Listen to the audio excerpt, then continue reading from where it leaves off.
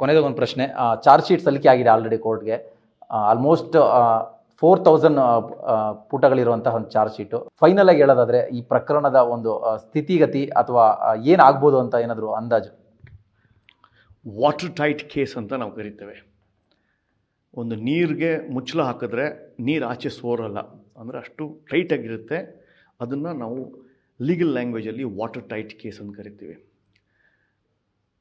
ಪೊಲೀಸರು ಮಾಡಿರ್ತಕ್ಕಂಥ ಶ್ರದ್ಧೆ, ಪೊಲೀಸರು ಮಾಡಿರ್ತಕ್ಕಂಥ ರೀತಿ, digital, scientific, I witnesses, digital evidence ಎಲ್ಲವನ್ನೂ ನೋಡಿದಾಗ, ನಾವೇನು ಟಿ ವಿಯಲ್ಲಿ ನೋಡ್ತಾ ಇದ್ದೀವಿ ಅಥವಾ ಪೇಪರಲ್ಲಿ ನೋಡ್ತಾ ಇದ್ದೀವಿ, looks like a water tight case.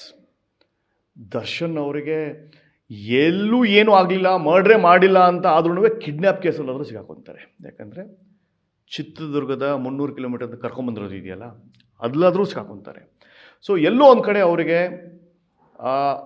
ಅಹಂಕಾರ, ಅದು ಏನಿತ್ತಲ್ಲ, ಮಾನವರಿಗೆ ರೆಸ್ಪೆಕ್ಟ್ ಕೊಡದೇನೆ, ಫ್ರಮ್ ಬಾರ್ ವೇಟರಿಂದ ಪ್ರೊಡ್ಯೂಸರ್ವರೆಗೂ ಯಾರಿಗೂ ಮರ್ಯಾದೆ ಕೊಡದಿರ್ತಕ್ಕಂಥ ಉದಾಹರಣೆಗಳಿಗೂ ನಿಮಗೆ ಇದೆ.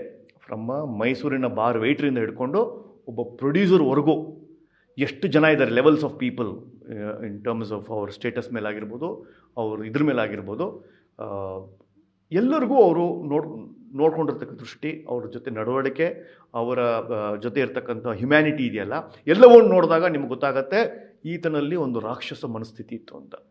ಅದೆಲ್ಲವನ್ನೂ ನೋಡಿದಾಗ ಅವರಿಗೆ ಪಾಪದ ಕೊಡ ತುಂಬಿತ್ತು. ಈ ಒಂದು ರೇಣುಕಾ ಸ್ವಾಮಿ ಬಂದು ಈ ಒಂದು ಪಾಪದ ಕೊಡಕ್ಕೆ ಶಿಕ್ಷೆ ಆಗಿದೆ ಅಂತ ನನಗೆ ಅನಿಸ್ತಾ ಇದೆ.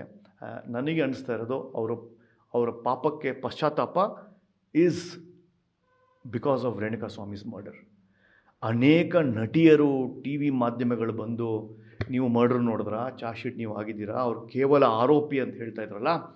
4000 ಪುಟಗಳ ಚಾರ್ಜ್ ಶೀಟ್ ಓದಾದ್ಮೇಲೆ ನಮ್ಮ ಪಕ್ಕದಲ್ಲೇ ಕೂತ್ಕೊಂಡು ಅನೇಕ ನಟಿಯರು ಏನೋ ದರ್ಶನ್ ಆಚೆ ಬಂದಾದ್ಮೇಲೆ ಅವ್ರಿಗೆ ಅಕ್ಕನ ರೋಲೋ, ತಾಯಿ ರೋಲೋ, ಪಿಕ್ಚರ್ ರೋಲ್ ಕೊಟ್ಬಿಡ್ತಾರೆ ಅನ್ನೋ ಆ ಒಂದು ಆಸೆಯಲ್ಲಿ ದರ್ಶನ್ ಪರ ಮಾತಾಡಿದ್ರಲ್ಲ. ಇವತ್ತು ಬಂದಿರತಕ್ಕಂಥ ಫೋಟೋಗಳು, ಎವಿಡೆನ್ಸ್ಗಳು ನೋಡಿದಾಗ ಅವರ ಮನಸ್ಥಿತಿ ಏನಿದೆ ಅನ್ನೋದನ್ನು ನಾನು ತಿಳ್ಕೊಬೇಕಾಗಿದೆ.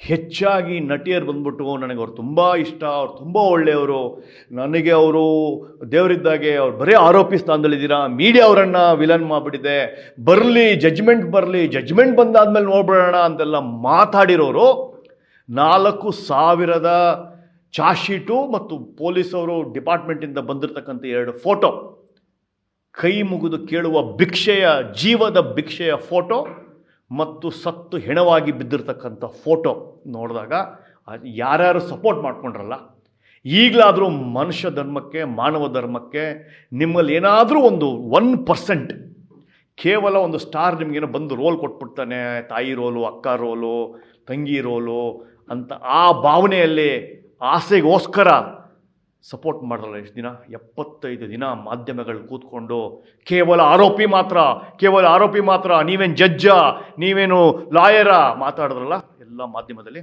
ಅವರು ಕೇವಲ 4000 ಡಾಕ್ಯುಮೆಂಟ್ ಓದಬೇಡಿ ದಯವಿಟ್ಟು. ಆ ಕೊನೆ 2 ಫೋಟೋ ನೋಡಿ ನಿಮಗೆ ನೀವೇ ನಾಚಿಕೆ ಆಗುತ್ತೆ, ಪಶ್ಚಾತ್ತಾಪ ಆಗುತ್ತೆ, ನೀವು ಯಾರನ್ನು ಸಪೋರ್ಟ್ ಮಾಡ್ತಾ ಇದ್ರಿ ಅಂತ. Thank you. ಎಸ್, ಇದಿಷ್ಟು ಪ್ರಶಾಂತ್ ಸಂಬರ್ಗಿ ಅವರ ಮಾತು. ಕ್ಯಾಮರಾ ಪರ್ಸನ್ ಪ್ರಶಾಂತ್ ಜೊತೆ Bharath Krishnappa, news first, Bengaluru. News first, ನಿರ್ಭೀತಿಯಿಂದ ನಿಮ್ಮ ಪರವಾಗಿ.